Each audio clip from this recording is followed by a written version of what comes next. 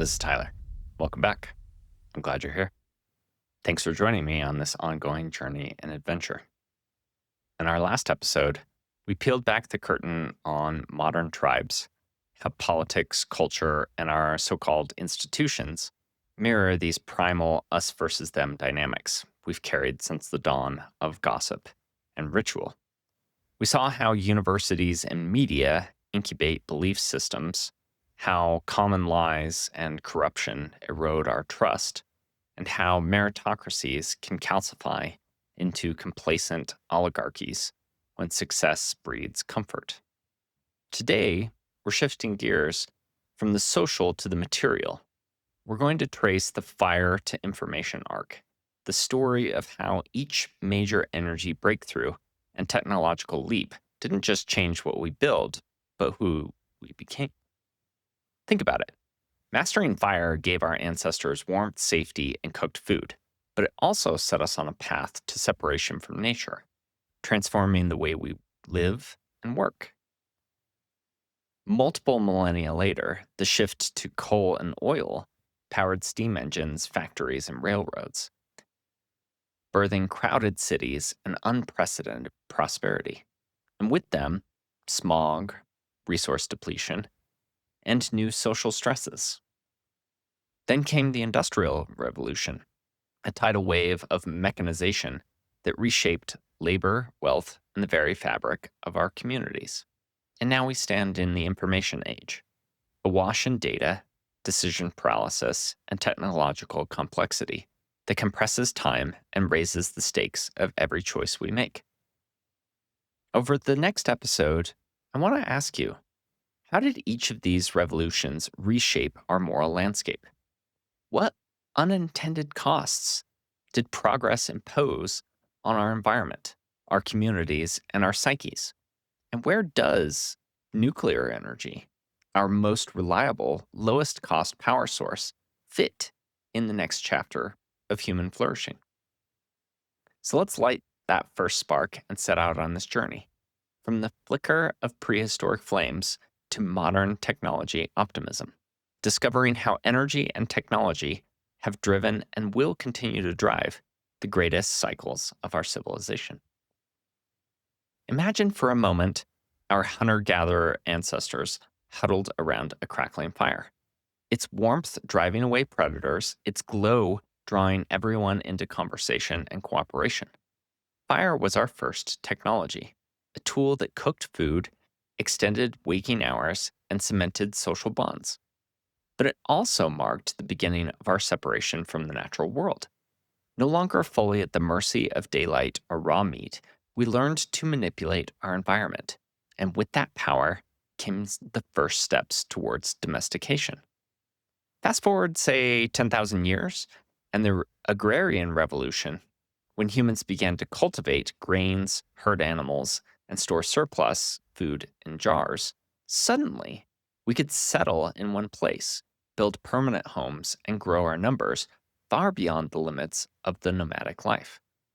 But this security had a cost.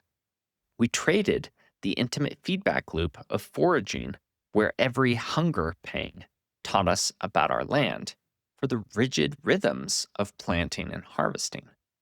Soil grew exhausted, water tables sank, and forests were cleared to make room for wheat and cattle. That tension exploded into the city-state era, where vast populations clustered in walled cities of mud, brick, and stone. Those cities ran on wood and charcoal, fueling bakeries, kilns, and forges. But as forests receded, we turned to coal, first in China and then in England, to stoke steam engines and power the Industrial Revolution. Coal's black smoke choked rivers and blackened skies, and when oil arrived in the 20th century, it unlocked automobiles, plastics, and global supply chains at the price of spills, acid rain, and greenhouse gases. Every time that we've innovated on our energy supply, it has consequences, but it's also positive. It's unlocked tremendous prosperity. And so we're always left with this whenever we have any supply that is enabled by an energy source. Throughout these eras, environmental degradation remained constant. Deforestation, soil erosion, or air and water pollution. Each energy breakthrough expands our capacity and wealth, but it also boxes us into new dependencies and new vulnerabilities. And as we move into the information age, it's vital to remember that each leap forward was paved with ecological costs. Understanding that history helps us choose better paths, like embracing reliable, low carbon nuclear power, so that our next leap doesn't repeat the mistakes of the past. It's easy to trot out the mantra that any energy choice has trade offs, as if that excuses us from demanding better solutions. But it simply isn't true. Yes, every source has an environmental footprint, but the scale and impact vary wildly. Renewables require massive land and water use for solar farms, and they're heavily dependent on mining rare earth minerals under ecological and human rights duress. Meanwhile, modern nuclear plants occupy a tiny footprint, produce zero carbon, and run reliably day and night. Advanced reactor designs promise even lower waste and stronger safety. Likewise, fossil fuels, when burned in modern technology or used as feedstock for essential chemicals, can be far cleaner and more dependable than piecing together intermittent wind and solar that still rely on backup by coal or gas power plants. Framing it as though we must choose between prosperity or a clean environment is a false dichotomy. What we really need is the best tool for each task. And right now, that means doubling down on nuclear and cleaner fossil fuel technologies rather than dogmatically insisting on 100% renewables. And make no mistake, it's utterly absurd to tell developing nations to accept lifelong energy poverty so that we can virtue signal from our wealthy capitals. Europe and North America lit their industries, healed their sick, and cooled their homes on the back of cheap coal and oil. And that was the engine of modern prosperity. Asking India, Nigeria, or Bangladesh to leapfrog straight into an all renewable grid is like telling someone in medieval England to build a cathedral without first laying a stone. It's neither fair nor is it feasible.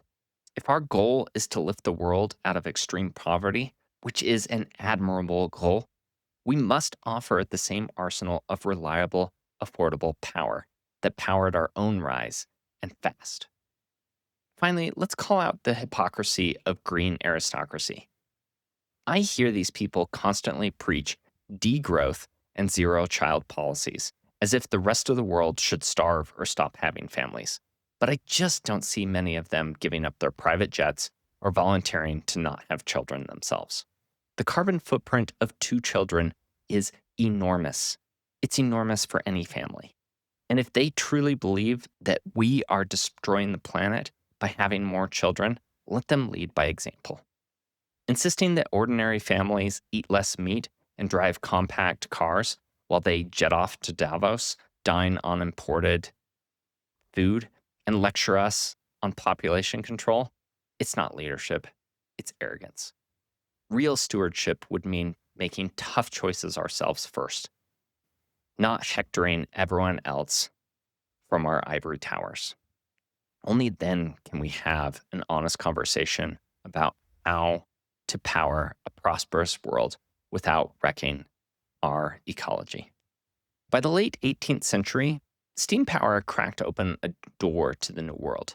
The Industrial Revolution wasn't just about replacing muscle with machines.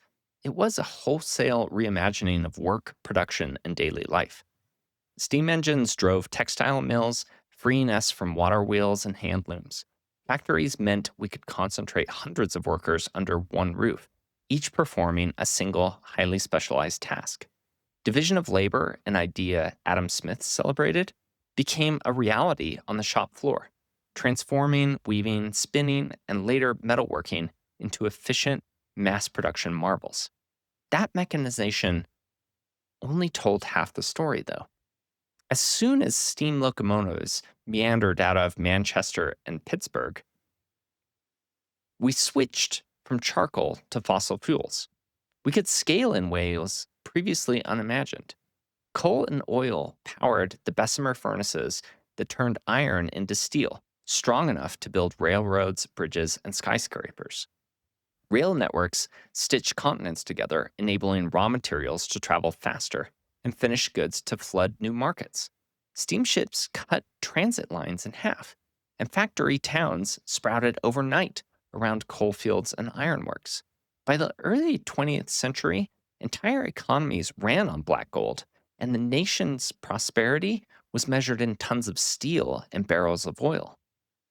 Today, we stand on the other end of that arc, but in the information age, where the raw power of steam and fossil fuels has given way to the raw power of data. Our factories may hum with electricity now, but it's the server farms in cold climates churning through terawatts of computation that truly drive modern economies. The shift from mechanical to digital production has unleashed an era of time compression. Information technology's exponential growth ensures that computing capacity doubles roughly every 2 years, shortening development cycles, collapsing product lifespans, and accelerating innovation dizzying speeds. But those gains come with new headaches. Decision overload is real. Executives spend half their waking hours in emails, virtual meetings, and notifications that demand split second reactions. Digital infrastructure, likewise, offers us fiber optic cables and 5G towers and cloud based platforms, and they promise instantaneous connection, but also vulnerability to cyber attacks and system failures. Unlike the Industrial Revolution, where a broken conveyor belt halted a single plant, a misconfigured server can take down entire economies in minutes.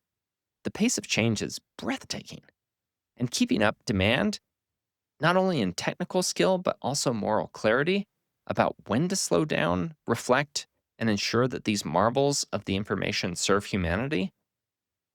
It's not just shareholder value, it's human value. Nowhere is the moral stake in energy more vivid than when you consider energy poverty. The 750 million people who still cook, open wood fires, lack refrigeration, and spend their days hauling water instead of building livelihoods. Again, I think nuclear power is our best tool for lifting them out of darkness. It delivers the lowest cost, highest reliability baseload electricity. A single uranium pellet packs as much energy as a ton of coal does, yet produces zero carbon emissions to the grid. Modern reactor designs run for decades on single fuel load, with capacity factors above 90%, meaning the lights stay on day and night, rain or shine. Exactly the kind of dependable power that schools, hospitals, and small businesses need to thrive in modern societies or emerging societies. Contrast that with the dream of 100% renewables, which often overlooks the hidden expenses and real world limitations. Wind and solar are intermittent by nature. When the wind doesn't blow or the sun doesn't shine, you still need backup generators or massive battery banks, driving total system costs well under the headline price per kilowatt hour. Those batteries require rare earth mining under harsh conditions, and sprawling solar farms and wind corridors fragment wildlife habitat and compete with agriculture. For wealthy nations, perhaps that trade off is manageable. But for the world's poorest, it can mean paying twice as much for the power that they can't even count on reliably. Critics say we must sacrifice growth to save the planet. But how can we ask single mother in rural India to accept lifelong energy scarcity so that first world consumers can feel virtuous? That's a false morality. Nations that industrialized on coal and oil did so to build schools, hospitals, and jobs. Denying the same opportunity to emerging economies is not just unfair, it's cruel. If our goal is both human flourishing and long term environmental stewardship, we must embrace nuclear and next generation fossil fuel technologies, while continuing to develop more efficient solar and wind where they make sense. Of course, no energy source is impact free. Nuclear leaves behind waste whose radioactivity decays over millennia, and calls for tight regulation and safe storage. Fossil fuels still pose risks of spills, air pollution, and climate change.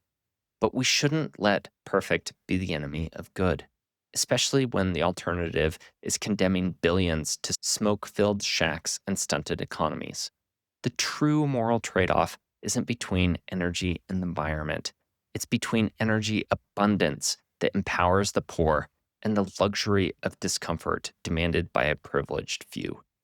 If we balance aggressive deployment of nuclear with robust safety and waste management protocols, we can chart a path that respects both people and the planet instead of setting for an ideology that helps neither. Every civilization rides on cycles far longer than any single time frame, and understanding those rhythms is a key to making sense of our era.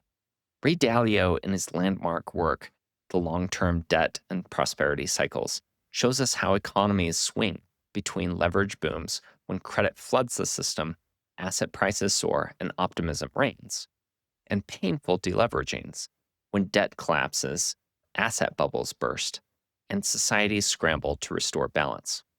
Look at the Roaring Twenties, fueled by margin debt and optimism, only to crash in 1929 and usher in a decade of hardship or the Great Depression.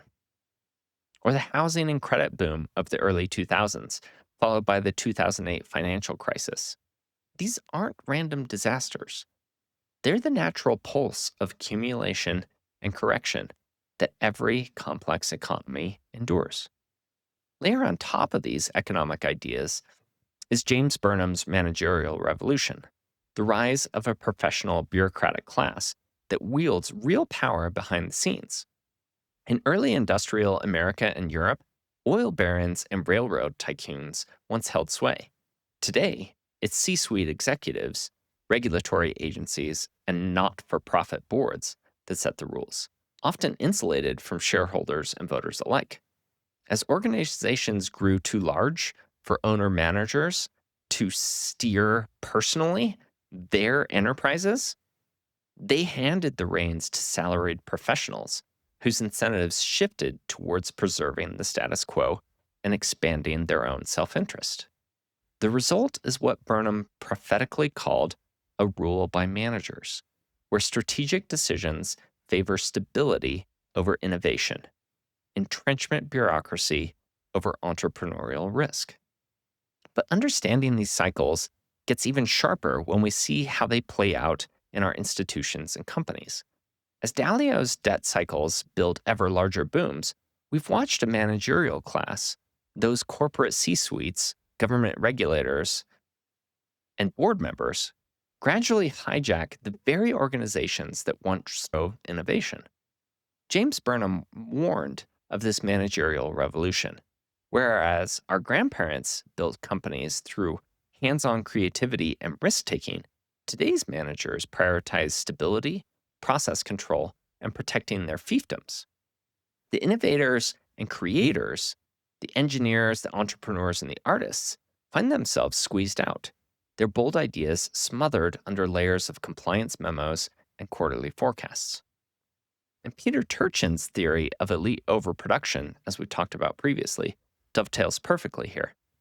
Our universities and executive MBA programs are churning out more PhDs, MBAs, and executives than there are meaningful leadership roles. In this glut, conformity becomes the safe route. You toe the line. You stay in the club, even if it means sacrificing genuine breakthroughs. And the result? We're witnessing the twilight of an empire that once prided itself on exceptionalism. As American institutions grow fat and complacent, their bureaucratic inertia breeds a dangerous complacency. Meanwhile, in China and other rising powers, hungry innovators and state-backed visionaries are filling that vacuum. They're building, whether that's high-speed rails or renewable grids or advanced AI or even advanced technology. They're building with the agility and the ambition that we have lost as a nation. If we don't reverse this trend, rekindling true meritocracy and rewarding creators over bureaucrats, we're risking the era of global leadership. Not with a bang, but with a whimper of complacent resignation. A slight side tangent to also discuss those morally righteous pearl clutchers is a term that I like to call the savior complex. Now, again, just go with me on this. I have this idea that good intentions alone don't make us heroes. We've all seen it. Well meaning volunteers parachute into impoverished regions with suitcases full of donations. They Instagram every smiling child, yet leave without ever building local capacity or engaging community leaders for what really needs to be done. We feel this rush of moral superiority. I saved these people, and I alone was the person to help them with it. But underlying problems still remain unaddressed once the cameras pack up. Real transformation doesn't come from external stunt driven charity. It emerges when we empower local innovators, fund indigenous entrepreneurs, and transfer leadership to those who know the complexities of their own communities. Wanting to be a savior often masks our discomfort with humility. We're afraid to admit that we don't have the answers, nor do we want the pain of actually solving problems rather than feeling morally righteous for just handing out donations. That hubris echoes ancient stories in Jonah and the whale. Now, Jonah boards a ship convinced he knows God's will better than the sailors or the city of Nineveh. He's swallowed by a great fish, a divine timeout that forces him to confront his overweening pride and reevaluate his mission. Only when he emerges humbled does he deliver a message that actually saves lives. Like Jonah, we too need moments of humility, a reminder that our grand visions can founder if we refuse to listen, learn, and adapt.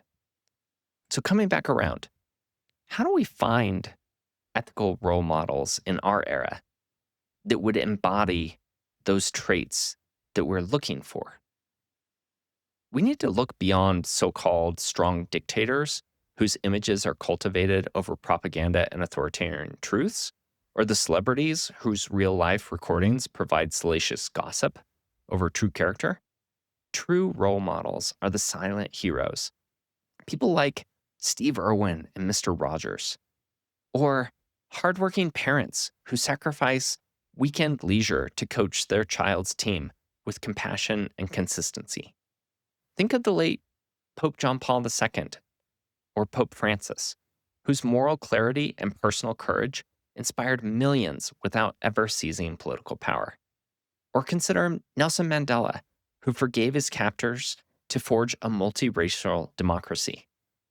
These figures didn't parade their virtue, they lived in it quietly, with steady acts of service that were true role models versus fake shells of people who we exalt on TV. If we're going to navigate the next great cycle of challenge and renewal, we must cultivate exemplars. We need to celebrate great parents of character and community leaders who show us that virtue led by wisdom is the greatest among us. We're teaching our children to admire those who show up day after day rather than those who tweet the loudest. We can rebuild the moral scaffolding that sustains a healthy civilization. Only then will we be able to move past our impulse to play savior and become partners in the genuine, humble work of lifting each other up. Now, I know this episode was kind of all over the place, and as I'm wrapping up this series, I'm recognizing that I'm just trying to pull together several different ideas. And so the next episode may also be similar, but bear with me, I promise we're coming to a close. And as we bring this episode to a close, let's stitch together the major themes we explored today. We've seen how every leap in technology, from fire to steam to digital data, has become a double-edged sword, lifting us into new realms of possibility, even as it distances us from nature and strains our institutions. We confronted moral dimensions of energy, how nuclear power can end energy poverty, and why renewals alone often fall short of the world's poorest, and how environmental degradation exists with every fuel choice. But it's the least of an issue with nuclear. And through the lens of the big economic cycles and the rise of the managerial elites, we've understood how credit booms and bureaucratic revolutions can drive both prosperity and complacency, leaving us vulnerable when inevitable corrections come. In our next episode, we'll cover moral economies, inequality, careers, and regret. And we'll turn from the grand sweep of civilizational revolutions to the intimate scales of our personal and collective wallets. We'll examine how inequality threatens national stability and why our career pathways misfire more often than not, and what regret teaches us about living with integrity in a world of impossible choices. So, again, thanks for joining me on this journey and adventure. I'm glad you're here. I look forward to our next encounter, and good luck on your own journey.